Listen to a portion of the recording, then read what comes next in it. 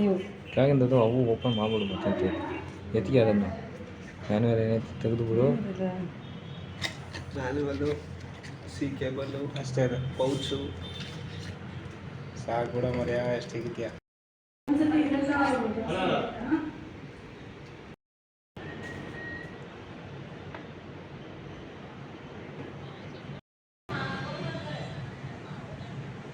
ಹಾಂ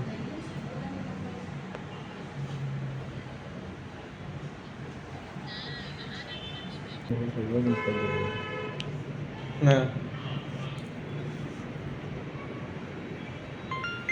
ಹ್ಞೂ